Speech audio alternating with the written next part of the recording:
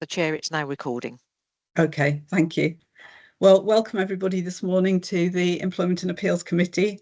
It's a beautiful morning. Too nice to be in a meeting really, but never mind. So we will start with any apologies, please. I don't have any, Chair. Okay, well, that's good.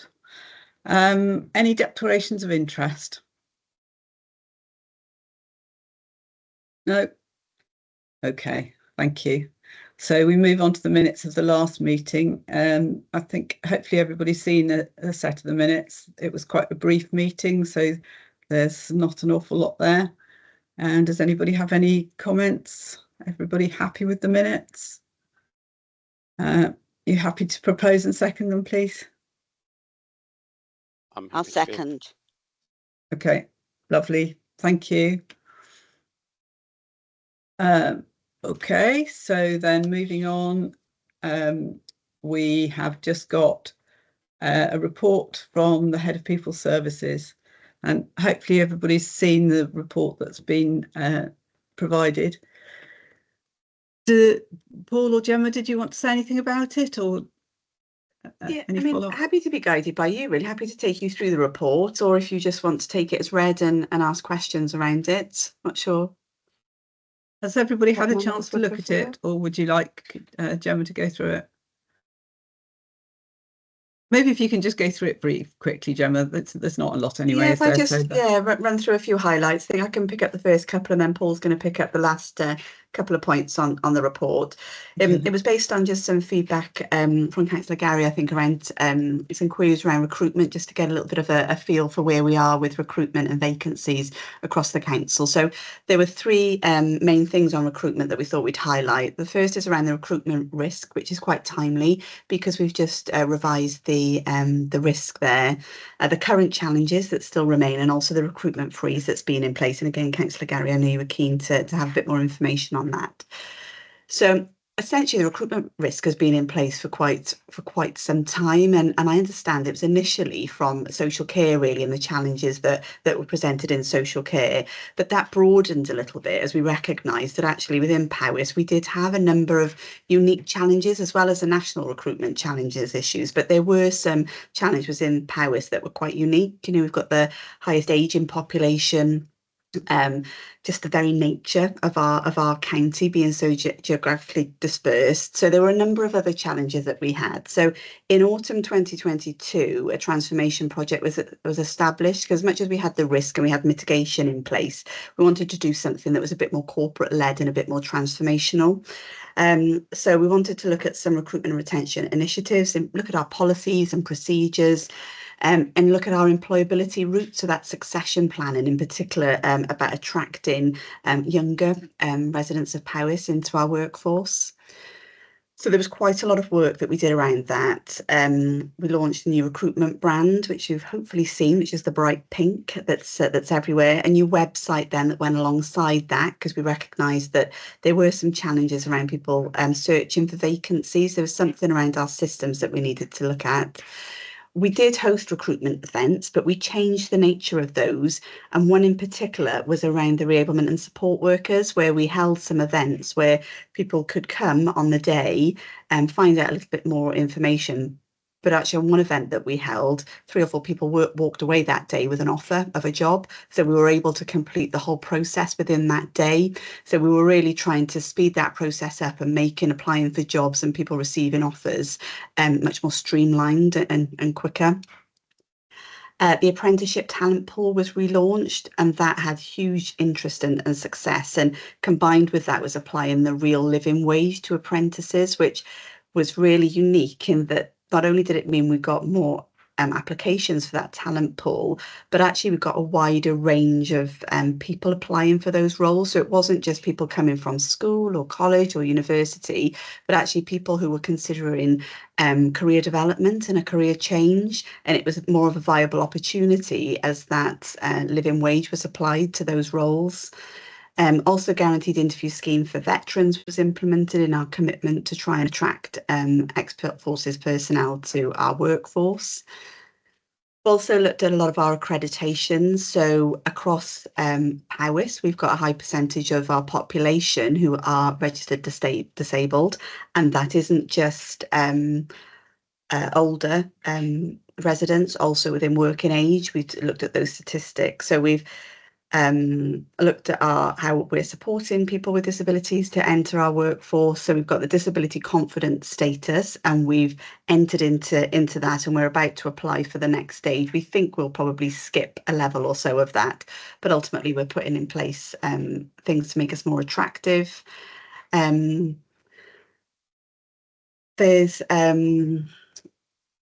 the enhancements of the recruitment module. So what we need to do next. So we've seen some improvements, which I'll come on to, but there are still some things that we need to focus on, and that's very much around our systems. So as much as we've improved the way in which people can apply and search for our vacancies, our recruitment process is managed with our Trent system. And this year we've had to procure a new system as part of our new of our ongoing arrangements with procurement.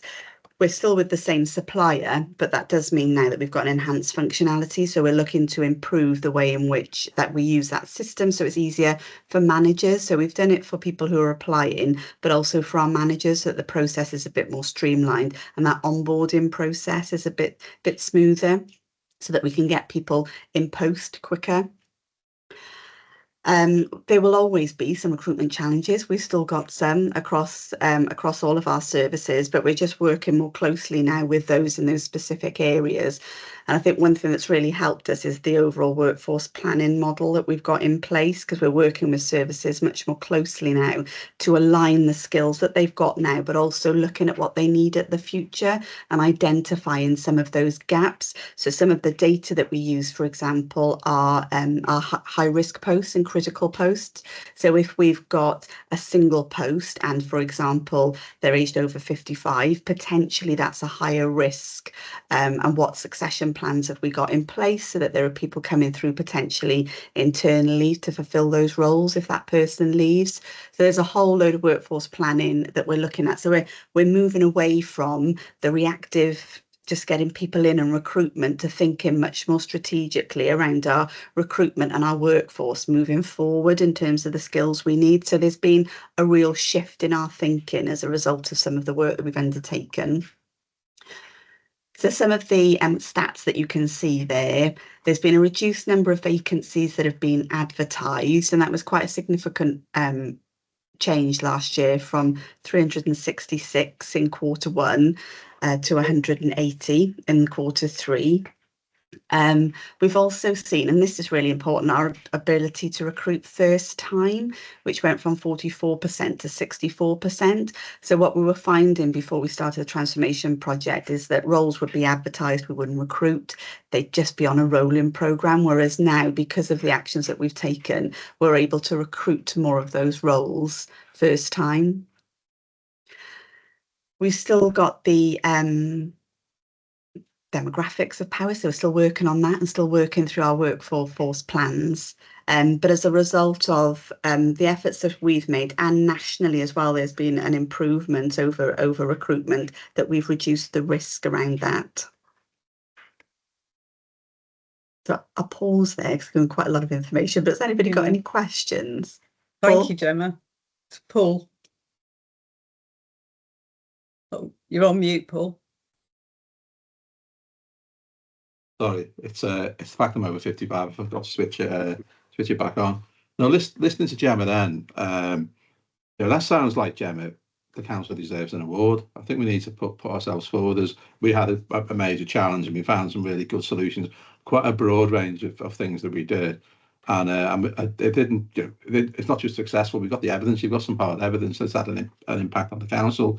So I just wanted to point that out. The reason it became acute in 2022 was in the UK in 2019, before the pandemic, there were 810 vacancies in the UK. By the end of the pandemic, there's 1.3 million, with 60% more jobs and less people in the market. So every employer in the UK was fighting to recruit people. So Powys has always had a recruitment kind of challenge. It became really, really acute in 2022. But it's been resolved. Today, the recruitment market in the UK is back to 810,000 vacancies, back to normal. We've got those range of initiatives that Gemma mentioned. The other thing that Powys is challenged by is when young people go to university, 25% of them don't come back. They stay in the city they go to, or they find employment somewhere else. Over the years, there's now something like 30, 40, 45% of young people go to university. There's more and more young people from Powys going away and not coming back. So we've got that challenge. We've got very, very low unemployment in Powys. It's only about 2.6%. It's only 1,600 people. In Wales, it's more like 3%. In England, it's more like 3.5%. It's very, very low unemployment. And the other challenge in Powys is in Wales, the number of self-employed people is about 11 or 12%. In Powys, it's 24%. So 24% of people employ themselves because they want to employ themselves, and they're not on our general employment market. So we've got big challenges, but Gemma's got big solutions. Thanks. Yeah, thank you, Paul. It was really encouraging to hear everything that Gemma was saying. Lots of good work going on. Gary. Yeah, no, I agree. There's some positives in there. So can I ask Gemma that the reduction in vacancies advertised is because we filled the roles, not taken them out of the recruitment? So we've not got rid of that role, or in the main, that's the reason for it? Yeah, in the main, that's the reason for it. And the latest figures as well were just ahead of the recruitment freeze. So that recruitment freeze as well hasn't impacted the fact that we're advertising less. So inevitably, with Sustainable Powys, services are looking to redesign their services. But certainly in the main, we've seen a genuine decrease in the number of vacancies that we're needing to advertise.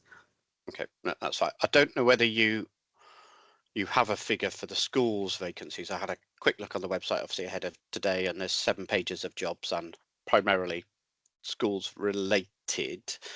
And our job is not to ignore schools. We have to consider those as a really important part. But what I'm gathering from the paper that we've got is that's, let's just say, anything outside of schools. That's the position, but I can't then compare it to what's that looking like in schools. And I would assume if we're advertising 7 pages of jobs, they're all deemed essential effectively, or they've gone through a process because we're recruiting against them. But is that because there's still a worry in the schools sector? I know there certainly is in my schools about affordability of staff, obviously is a massive impact. But if we're advertising 7 pages of jobs and they're primarily schools jobs, that makes me worry a bit that there's an issue within the schools programme, if you like. Yeah, I think you're right. And I think there's still some work we need to do with schools around really understanding some of their data as well. The governance of schools is slightly different in that the recruitment freeze doesn't apply to them because Right. the governors, obviously it's their budget, so it's their decisions in terms of what they advertise.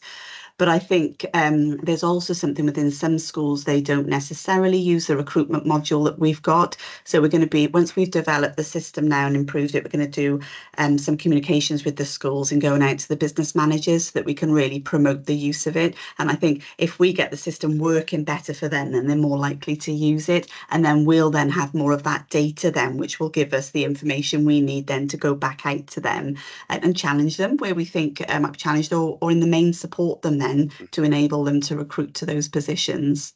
So yes, there is still some work. So there isn't the recruitment freeze doesn't apply to schools because they've got their own effectively delegated budgets to work within. Yes. They can or can't. Okay, that's my last point was just on apprentices. I think we saw a bit of a worrying trend in one of the last either full council papers or scrutiny, I can't remember now, where there was a reduction in apprentice numbers, and I can't pick out any figures just from your, I know, brief update we didn't specifically ask, but I assume that's not a trend, but we did see some reduction in apprentices coming through the authority. I think, if you don't mind, Councillor Kelly, I could answer that one. I know I spoke to Mark, who looks after the apprentices, about 2-3 days ago, and our target this year was to recruit 15 new ones. And as at a few weeks ago, we'd offered out, or we're close to offering out 13. So we think we're going to get to about 13-ish. It's not going to hit the 15, and the reason it's not going to hit the 15, we think, in part, is the vacancy freeze. So you get a lot less kind of meat going through the sausage machine. You get slightly less response.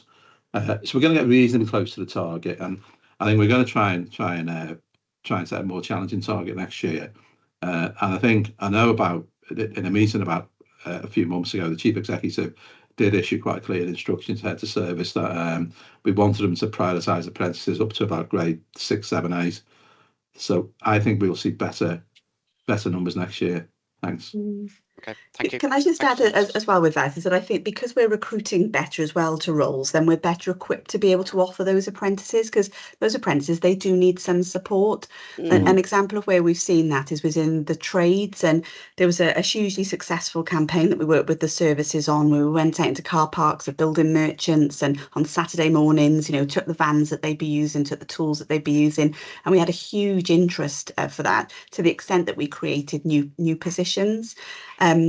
But what that means is that we've got more skilled trades, which then means we can offer more apprentices, because we're able then to support those apprentices. Those apprentices then become those skilled trades. And so that kind of model that we've created makes it much more sustainable for the future, which is really, really encouraging. Thank you. Thanks, Gemma. Carol. Yes, when I was in management for care with social services, one way we could get recruitments was through advertising through the schools, through the hospitals.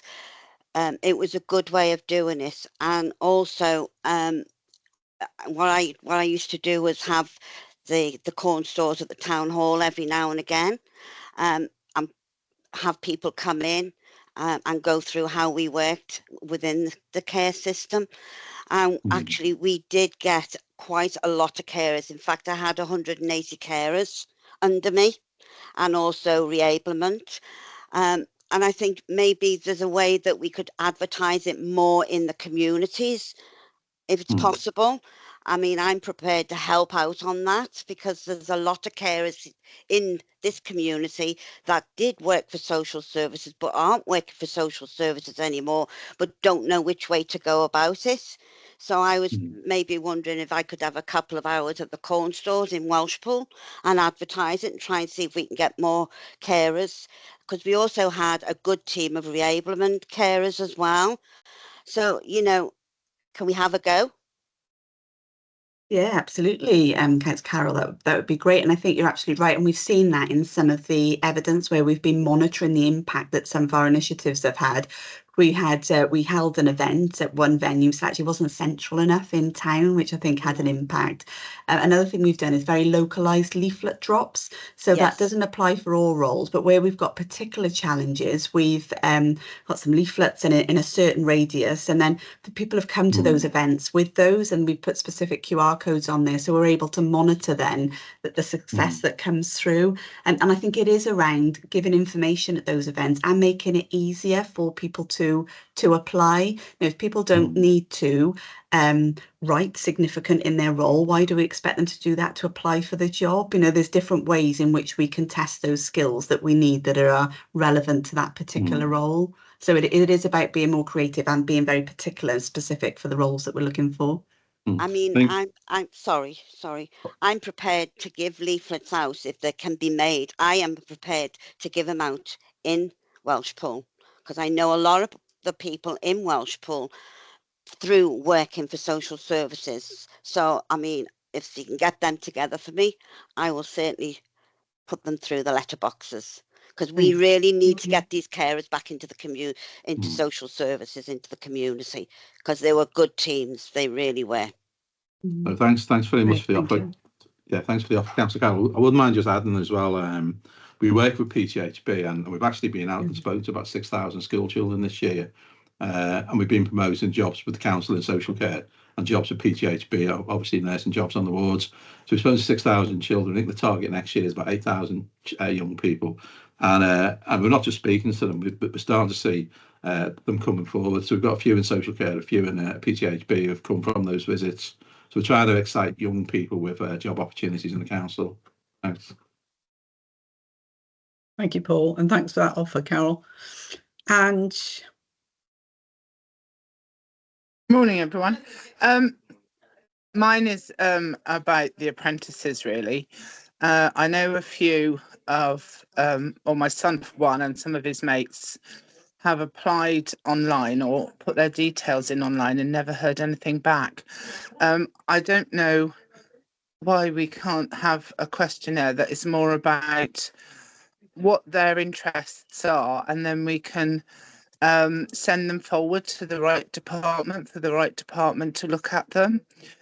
Some I know have been social care. My son was admittedly computers and dealing with staff. But it just seems a shame. Well, he's going to uni now, because he never heard anything back, and it's a shame. He's going to Cardiff, so I don't expect he'll come back from Cardiff now once he's gone there, if you get what I mean. So it's more about where we can send them once we've got their interest on the form. You know, like say if it's computers, dealing with staff, anything like that. And then we can sort of signpost them, their details, to that department, and then that department can deal with whether they're suitable or not. I'm not saying that everybody's suitable. I'm not saying that my son would have been suitable, but I know that there's been him and half a dozen of his mates that have looked at it. Some have got jobs elsewhere, and it just seemed that we've lost some people that would actually have been of use to us, if that makes sense. Thank you. No, thanks very much. I think what happens to the apprenticeship pool is all the jobs are kind of they're checked by the apprentice officer Mark. What he needs to find is a job that's at least 18 months long, because it needs to be attached to a qualification. The qualification is at least 18 months long. It needs to be one where they don't need a particular kind of experience. So a lot of jobs rule themselves out because of experience, but also it needs to be in a subject matter that the kind of young people are interested in. And a lot of the jobs we have are catering, cleaning, and domestic care, domiciliary care, and the young people just don't want to do them. So it is trying to find a job that's suitable to a particular set of skills, like IT, council and your son, and those jobs are few and far between. And that's why we've probably filled, and I make it up, we probably filled 1,000 jobs in the council in a year, or 500,000 jobs, 1,200 jobs. But there's only been about 13 or 14 that were suitable matches to the people in the pool, in terms of what they wanted, the experience needed, and the duration of the job. So we do try and make a match council and right at the very start of the process. We don't leave it to the departments, because we actually try and convince departments to take a young person. So we're kind of the conduit stroke, trying to convince them. Thanks. Thank you. Thanks, Paul. Bev. Yeah, sorry, if I can just sort of follow on from that a little bit, from what Ange was saying, and that was actually good to hear that Paul's saying that they match the young people. They might not be that young, actually, apprentices these days. But my question is, and I think I've mentioned this in a different forum, but when we were talking about apprentices, why do we actually have the pool, and why do we not actually just advertise for apprentices? I know there was one in street lighting a while ago that actually put out an advert that said, we want a street lighting apprentice. But I think a lot of young people, if they saw a job, they might apply for it, rather than actually just filling in a form that happens to be sort of page 8 of the job pages. Does that make sense? I don't know. I think there's no harm in having the pool, but why are we not advertising individual jobs? Yeah, I mean, that's a good idea, Councillor Bainham. I'll have a chat with Mark and see if we think there's a way we could do that, so we actually generate interest in a particular role rather than try and match behind the scenes. Yeah, we'll explore that as well, Councillor. Thanks. I think yeah. So there's probably no harm in having the pool, because something may come up, but it would just think that if young people saw a job, because it'd be interesting actually if you. Telling you to do a job, but it'd be interesting to know how many people actually applied for that street lighting apprenticeship that went live on the Facebook, on social media, on council pages. It'd be interesting to know how many people applied for that, because I imagine it would have been astronomical. It is kind of the psychology of it, isn't it? Seeing an advert is different from putting your name down for a pool. So yeah, we'll just think we'd get a much better uptake. But I mean, I don't know if it worked, but yeah, that was my comment. It's worth trying. I think we'll have a look. Thanks. Okay, thank you. Well, we're out of questions on that topic, Gemma. Thank you. Okay, great. Paul, did you want to pick up the recruitment freeze and sickness and training? Yeah, I mean, the recruitment freeze, obviously it was put in place. I think it was put in place at the time when the council had quite a kind of budgetary gap, and that gap seems to have been it's been resolved. But it's still in place because the council is going into difficult kind of financial times, What happens is it's quite a kind of fluid kind of recruitment freeze or fluid process. So, for instance, if I wanted to advertise a job, I approach my director and try and convince them that we need to fill the job. So we've got a budget in place. And actually, we did one yesterday. We approached one yesterday where we've got a budget in place where the person actually generates income. Therefore, we need a person to do the job, to get the work done, to get the income in, to pay for the budget, to pay for the person. So it's kind of circular. So we convinced our director yesterday that we should recruit to that one, and Jane said yes. And then what then happens is a report goes to CLT the following week, just to tell them what posts have been agreed, so CLT can kind of have an overview of it. So so what we don't really have is stats as to the ones that are being declined, because we don't know. We just don't know. So if I went to Jane and she said no, it goes no further, and HR wouldn't know. So it's difficult in that sense. So yes, there is a vacancy freeze, but we are seeing vacancies go through. And my experience and Gemma's experience is, I don't know if it's just the way we're competent or it's just the way it is, but our vacancies have gone through, haven't they, Gemma? We've been able to convince our director.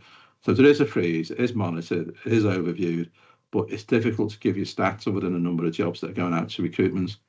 It's not that kind of, there's not an industry built around it, because that's just a waste of administration and time. But there is some rigor built into it, because you have to convince Jane or Diane or whoever. Thanks. Okay, thanks, Paul. The rest of the report, I think Councillor Galley asked about attendance or sickness figures. The 22 Welsh authorities monitor the figures through Data Cymru, and Data Cymru is just a kind of well, it is what it says on the tin. They count data across all kinds of different aspects of local authorities. One thing they count is sickness, and the figures for each year normally come out in the August for the previous year. This year they've had a cyber attack and they can't produce any reliable data, so we're not seeing any data. As I said, I'd expect to see the figures in August. It's now March, isn't it? So they're about 7 months out. I spoke to them a few days ago just to check, and that they are finding a different way of getting those figures out. What I would say though, since I've been here, every year Powys is always in the top 25%, so we're in the top quartile. So our sickness rates are always some of the lowest in across the Welsh authorities. What I have seen, and it's in this report, I think, I don't know if it was me or another authority, but we asked authorities to share some time ago, just so we had a heads up earlier than normal. And we got data for 11 local authorities, and Powys was the best. And I'll just flick back to the report. So what we saw, that our figures were at, our figures were at 9.87 days, and the range for the other 10 were 10.32 to 13.62. So we're not just the best, but the best by quite a way there. And compared to some local authorities, our attendance is massively better. So I've always been reassured. We don't have a problem in Powys about people not reporting to work. You know, we've got some of the best attendance in Wales. And the other thing now is there's a kind of a myth that sickness in the public sector is higher than the private sector. But what the newspapers forget to tell us is, if you go and read the professional bodies report, they do an annual report, professional bodies, CIPD, so it's the Institute of Personnel and Development, they produce a report every year, and hidden away around about page 27, they compare sickness in the private sector where the organisations have more than 5,000 staff. So when a private sector organisation gets the size of a local authority, it becomes bigger and more disparate. It might do lots of different things and not just one particular. It doesn't just sell cars, it sells insurance and so on and so on. And what they find is, once those organisations get to about 5,000 staff, the sickness rates are higher than local authorities. So there's a fallacy or a myth out there. So our rates are some of the best in Wales, if not the best at the moment, and we compare well to the private sector when they're of our size and scale. Thanks. Thank you, Paul. Gary, Thanks. got a question? You're on mute, Gary. Gosh, sorry, you'd think we'd all learn by now, wouldn't you? Yeah, I was just saying, thanks, Paul. I think it's really helpful to just see them written in a few lines in black and white, because it does give us that assurance that we're okay as a local authority. I think one of my fears when I sort of pose the question, and I know Bev and others have asked it before, is if we have a recruitment freeze, we're struggling with filling, or got lots of vacancies, and we've got high sickness, then there's that 3 sort of points of double whammy. But what I'm getting from today's information is we're pretty good on our vacancies. the recruitment freeze will have an impact, but not a critical one on essential jobs, because there's a process to manage that. And actually our staff are generally pretty good in terms of their health and well-being. So yeah, I'm coming away from this morning with some confidence, which is great. And that's I think what we wanted, because we were seeing these, we see the headlines, don't we, in terms of recruitment freeze, we see the headlines of whatever, but we don't always understand the details. So I know it was a sort of slightly strange ask for today's report in terms of it's not solely focused on recruitment, which is partly our job, but yeah, thank you. It was a good question. I mean, the other thing that I didn't mention then is I've seen the stats build up this year, and up to the end of Q3, they're on target to be very similar to last year. So, they're going to be around about somewhere between 9.5 and 10, at the same kind of ballpark figure. So I'm assured there's nothing different happening this year in terms of the workforce's health. Thanks. The final part of the report is just about mandatory training, and we actually looked at this at SLT last week. And what we see here is, you see a range there of about 96 to about 100%.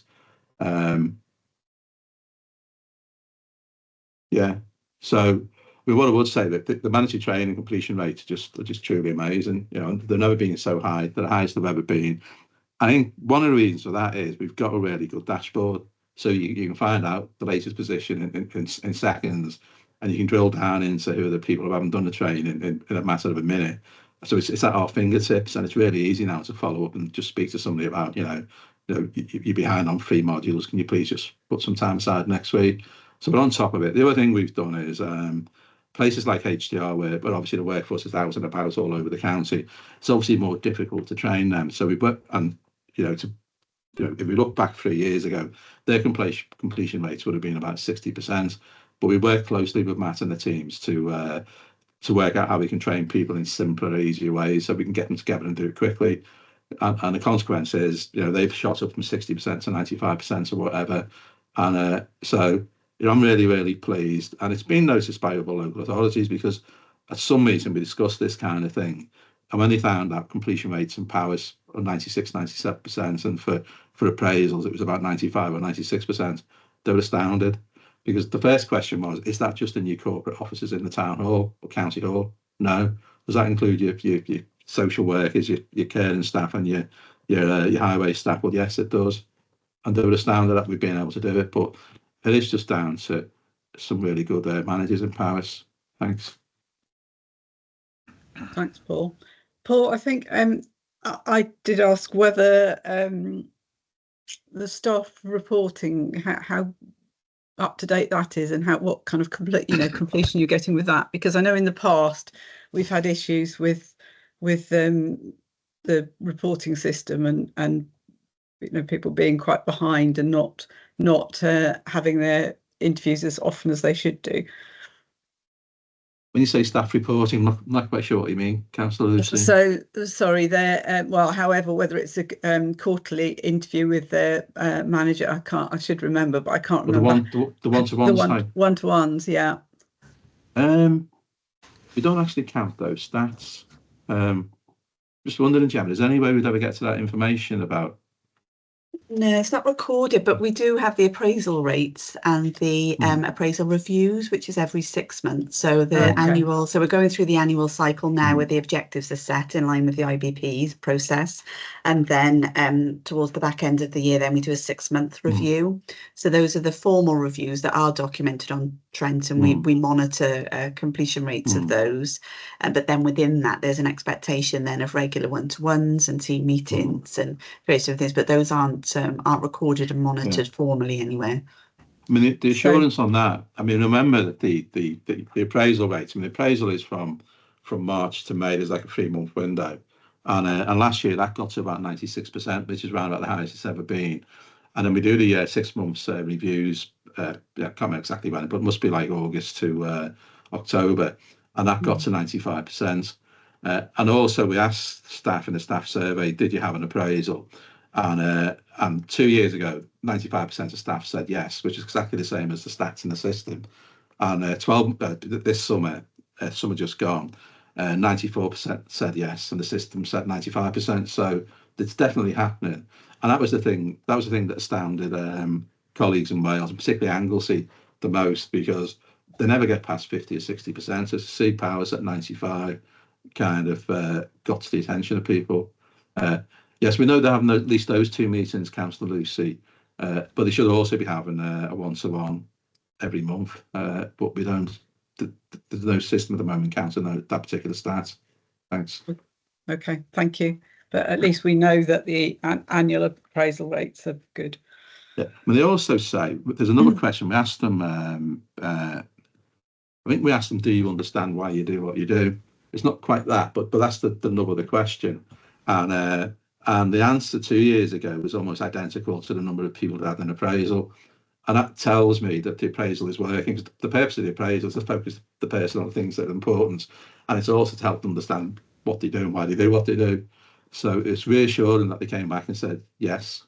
So it seems to me that the appraisal is meaningful and it's appropriate. Thanks. Okay, thank you, David. Yeah, thank you, Chair. I just wonder how many staff are currently on being suspended pending investigations, and how long those investigations are now taking, because there was a time when we were hearing appeals, they took a very long time to do investigations. So I'm being the idea where we're at the moment on figures. I don't have the figures to hand, but the number of appeals have reduced as well, because we introduced the informal resolution framework, which is trying to tackle things informally in the first instance for both disciplinary and grievance processes. So just to try and encourage managers to kind of tackle them really early on before they escalate into formal investigations. In terms of appeals, it depends on the investigation itself and the case itself. Some cases do take longer than others, but certainly we've got a regular date in the diaries where appeals are heard, and I'm not aware of any particular concerns. But I don't have the data to hand. Sorry, Councillor David. No, it's just something I thought of now. I should have asked before, and you could have provided that information, but. It just interested really how many staff are currently, on suspension, pending investigations being carried out. That was all. I think it's worth adding. Sorry. Yeah, sorry, I was going to say it's worth adding. One of the things since I've been here in Powers that delays investigations is the fact that Powers produces a written kind of note of the meeting. And what happens, Councillor David, is we record the meeting, and then the recording is sent away to 1 or 2 staff that we have, and they then produce a note. But that becomes a bottleneck. And I've worked in places elsewhere in the UK, as Gemma has, where we didn't do that. So we're looking at how you actually produce the evidence in these investigations. But the good thing that Gemma and the team are doing is we've got some members of staff who are fairly new that are really, really good at AI and stuff like that. So we're looking at how we can do that in an automated kind of way and turn those around really quick. Now, once we can turn that around a lot quicker, then the investigations will take shorter or less time, I should say. When that happens, they'll be turned around quicker, and staff will be suspended for shorter periods. So I think that's a really big plus. And we're close to nailing that down in the system, weren't we, Gemma? Yeah, that's a really important point, actually, because we made some changes to the informal resolution framework and also the appointment of investigating officers as well, trying to make sure that process and somebody was appointed quicker. But it was the writing up of investigation notes that took time. And so we've dedicated some resource within People Services for somebody to look at how we're using technology to maximise our use of it, and also where we've got AI and how that might be able to help us. And he's been working on some prompts with a system where we record meetings and investigations, then we can use the AI technology and it provides a witness statement. Obviously, there's some manual intervention that's still required within that to check, and we still go through the same processes.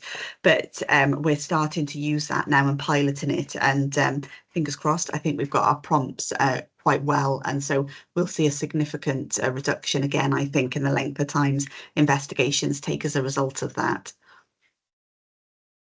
That's really good news. Thank you, Gemma. Do we have any more questions on this report or anything else that anybody wants to ask about? Gary?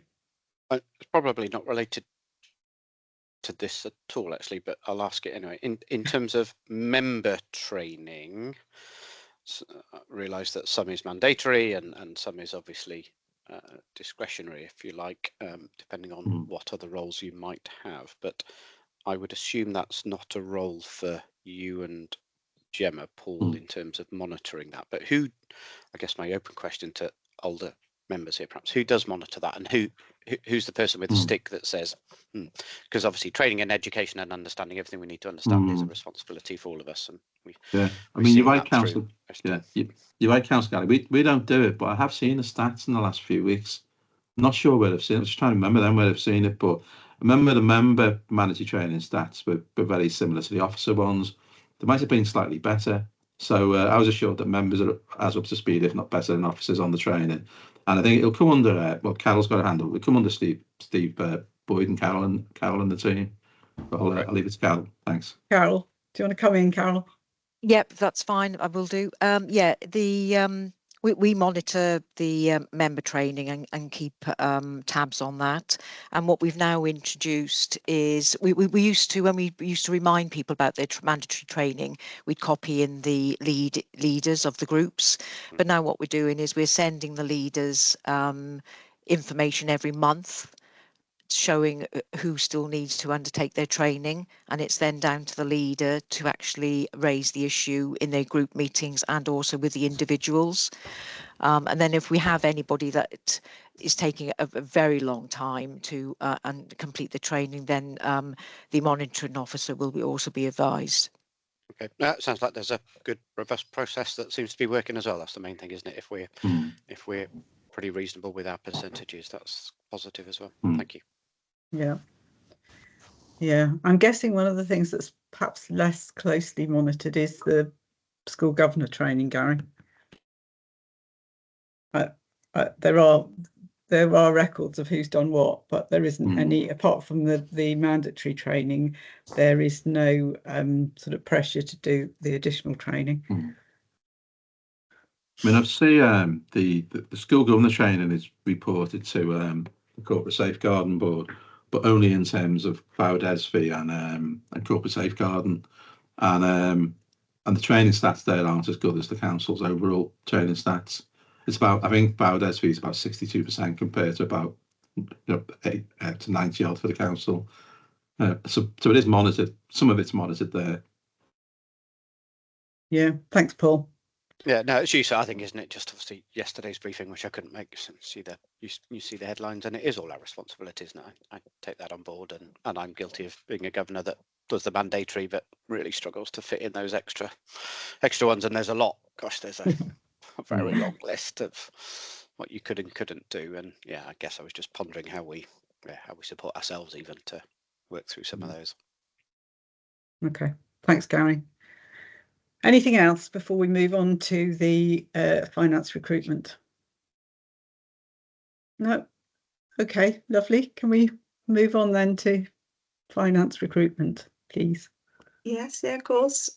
So I've been in conversation with Anne, and they are moving forward to re-advertise the role of head of finance again. So if you can believe it, it's a year since we started to advertise all those SLT positions, and the one that we failed to recruit to was head of finance. And we had a discussion around whether we tried at the end of last year, and we just felt we probably needed to give it a little bit more time. But we just feel it's probably about right now to test the market. It's a year since they first went out. We just balanced the budget. It's springtime. It's traditionally a time when people might be thinking of change, so you might attract people to look for posts. So we thought it was worth going out to advert and testing the market again. So the advert is due to go out shortly, be going out in the MJ and on our website, and we'll be promoting it through LinkedIn and the usual places. And a lot of the other kind of online systems pick that up as well, so it should be well covered. And it was just to agree some dates really with you as well. I appreciate we might not be able to do that in the meeting today, but certainly after today we'll send some dates around.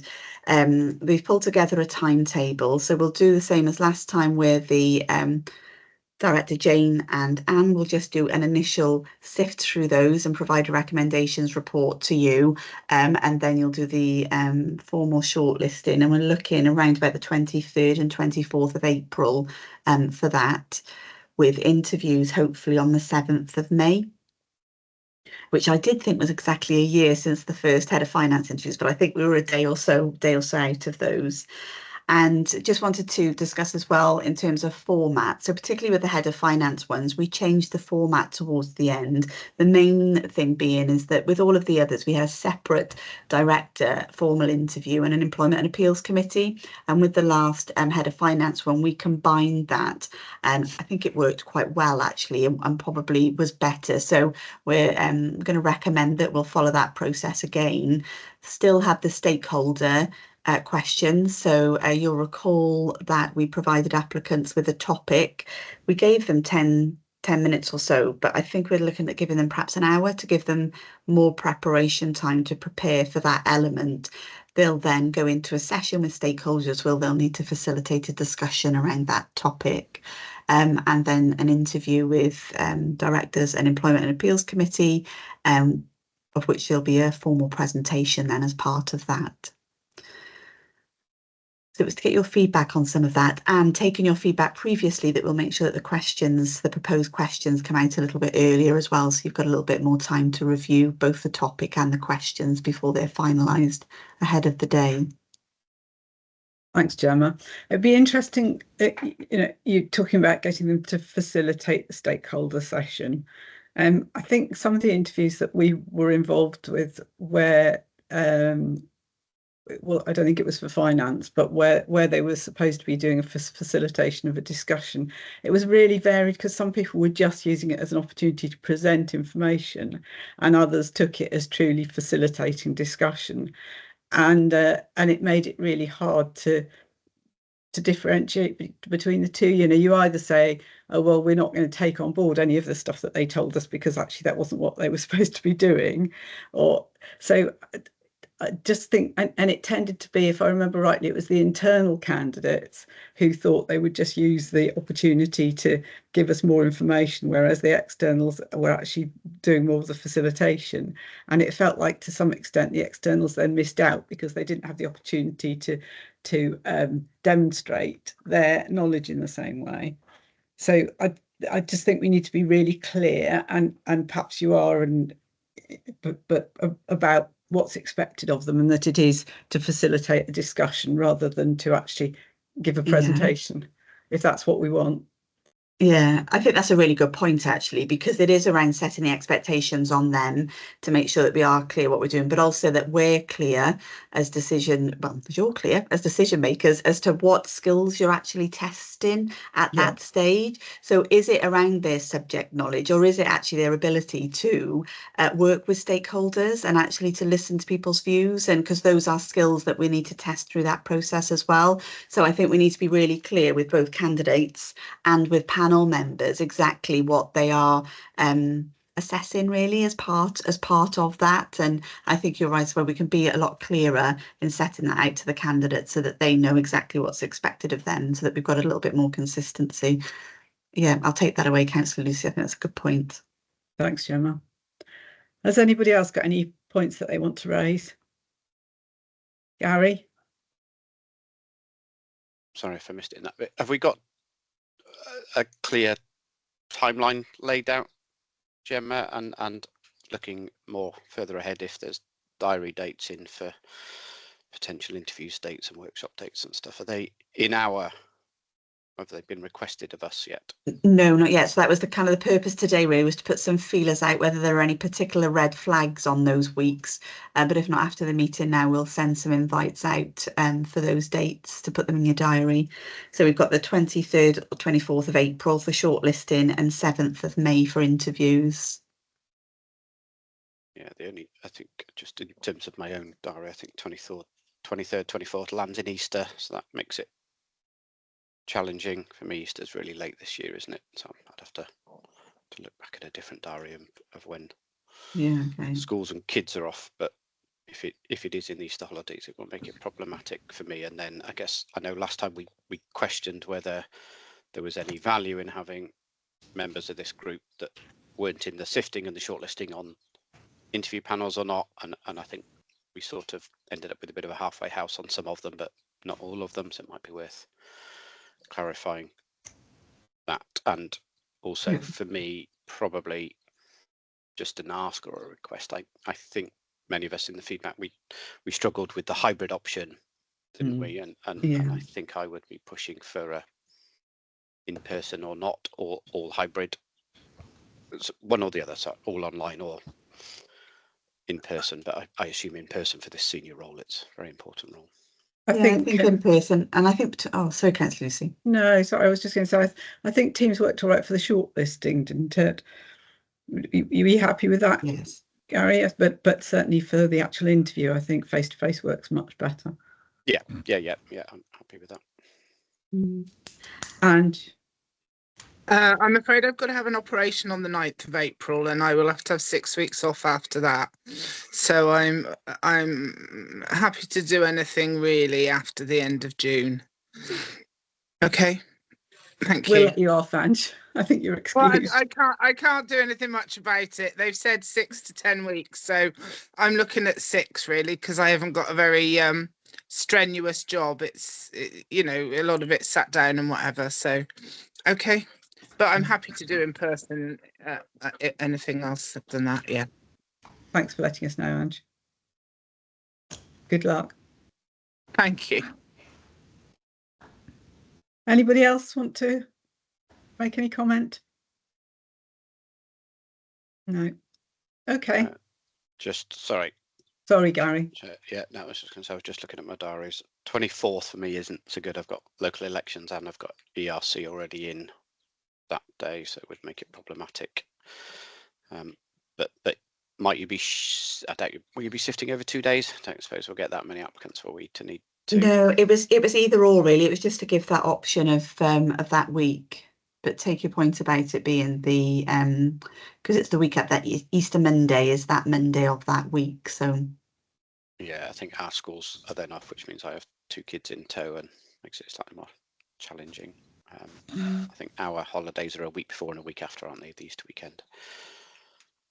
You should know that as a parent with kids in school, but I know it's around then. So yeah, that might make it really challenging for me. Okay, thank Gary. and taking Gary's point around the view of same panel for shortlisting and interview, I know we kind of said perhaps it wasn't necessary, but what did members feel